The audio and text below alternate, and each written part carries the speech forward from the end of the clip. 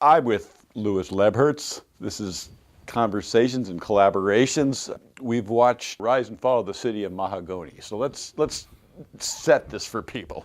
Let's say the real title is Aufstieg und Fall der Stadt Mahagonny by Kurt Weill.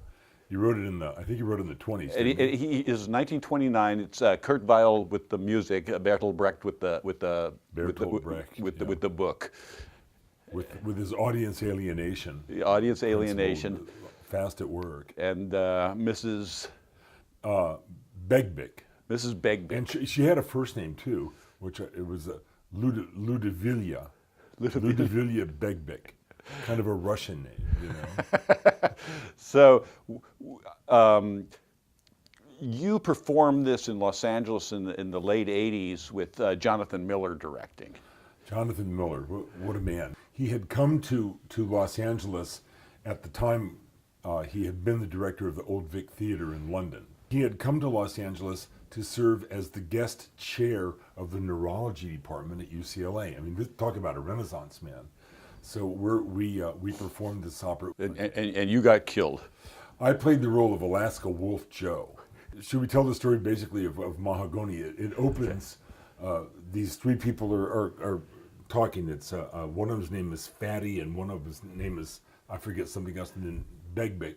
And they're all talking about, well, now what do? We can't go back because they're looking for us. Well, we can't go forward because there's police over there. And then Begbik says, well, maybe we ought to just stay here. And they decide to build this city called the City of Mahogonny. One of my favorite lines in the opera, it's easier to get gold out of miners than it is to get it out of the earth. Yeah.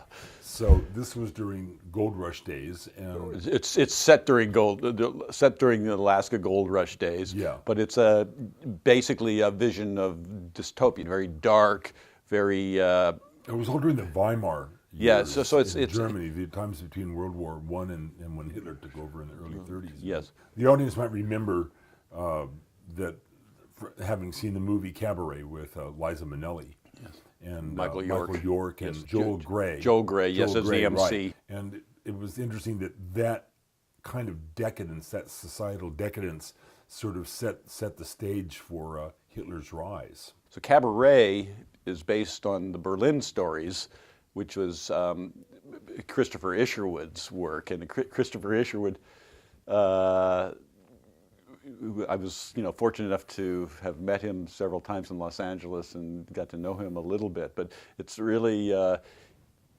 interesting, and he created that Sally Bowles character that Liza Minnelli played.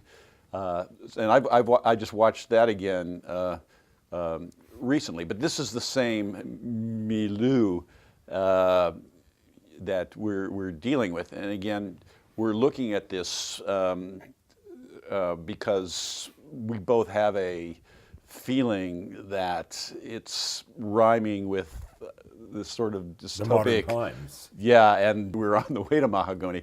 The production that we saw was was Spanish. Well, I'm not sure where the production came from. I suspect it may have come from the English National Opera, but it was being performed at the theater in, I think it was Madrid. Yes, I think it was in Madrid.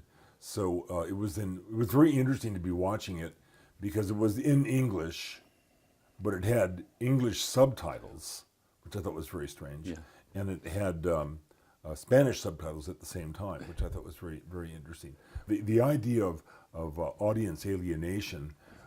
When we were discussing putting on the production of Mahagonny in Los Angeles, which was also in English, just to thoroughly alienate the audience, we discussed having subtitles in German for all the people in the American audience to sit there and just, they couldn't quite get the English. Well, they're definitely not going to get the German, And it's that kind of a thing, it makes you very uncomfortable. Epic theater, as Brecht spoke of it, it was meant to confront the audience. It was not to make the audience in any way give them any hope, anything there. It was meant to rile them up, but it was also it was a political polemic.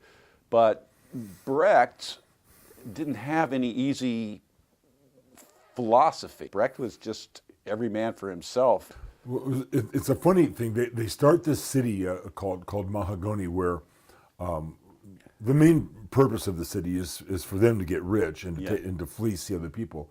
And people start leaving because they're just not happy. The price of alcohol goes down, and that still doesn't keep people there because people aren't happy.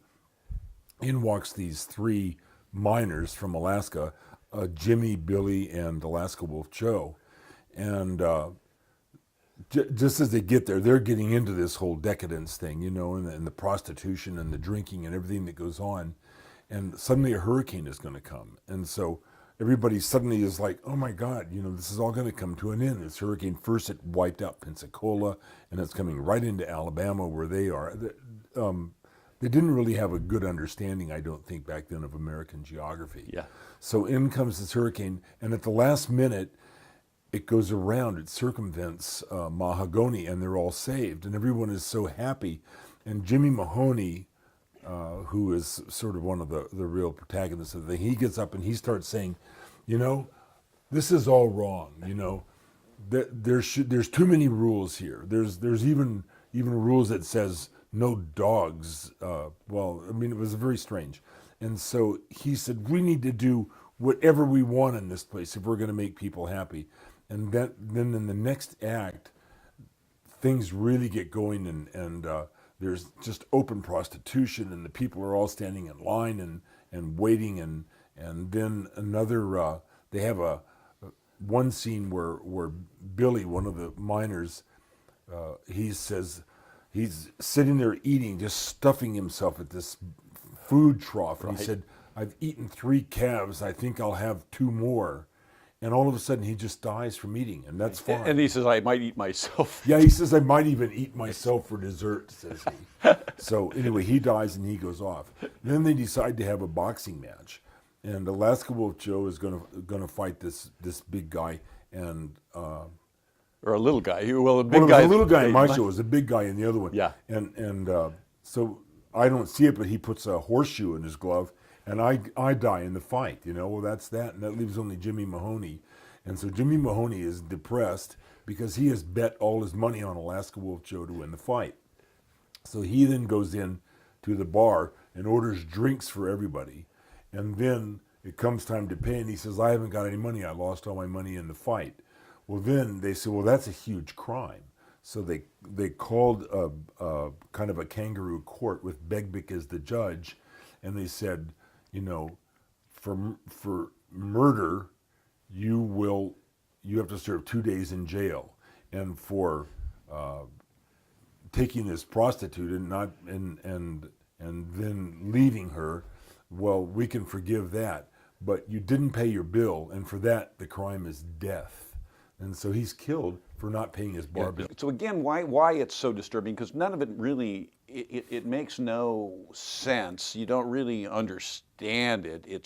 There isn't clarity. It is all irrational, all absurdist, and yet it makes perfect sense, and it's really disturbing. And again, what was also in Mahagonny is this nostalgia for a past that never really existed. Exactly. And so it's a dream. It's a dream of an illusion, and that's what was going on there, and it was pretty interesting. They were the most, and again how they were the most ragged criminals to begin with, and then they propped themselves up by the end up to the ultimate respectability. Being mayor and Yeah. chief financial officer. So as criminals, they sounded crazy, but as running the town, they sounded very rational. Yeah. Yeah. Well, and you see that they're the same criminals, and now they're running in town, but they had the different costumes, and now you're saying, oh, and the respectability they garnered through the role changes. very interesting opera by Kurt Weill. Originally, when we did it in 1989, Peter Hemmings, who was the director of the opera in Los Angeles at the time, had told the 3 of us that were going to play these 3 minors, it was that he foresaw this as being an opera that they would do every other year in Los Angeles forever, because it was he just thought it was such an interesting piece. But I think it was, it didn't happen that way at all. I mean, it was very well received in an odd sort of a way. and but I don't think anybody wanted to come back and see it again. You know, Right. you know. So one of the best songs in it was taken up by the Doors. You Yeah. know, which is "Show Me the Way to the Next Whiskey Bar," which then segues into "Oh Moon" or "Alabama." They didn't really know their American geography. They were Yeah, exactly. And then they want to go to Benares. Oh yeah, that was very interesting That was- too. That they would want to go to. Where are we going? Let's go to Benares. And then one of them says, "Yeah, but Benares was just destroyed by an earthquake." Oh, Yeah. So it's weird. You know, it's just very upsetting, very off-putting, and it's available on YouTube. right. And it's good. It's really good. It's the full production. It runs 2 hours and 27 minutes if you can sit still that long. But it isn't 2 acts, so it does have a break. You know? And again, it did feel very. Again, we're talking 1929. Didn't it feel very contemporary? definitely. And disturbing. Definitely, yeah.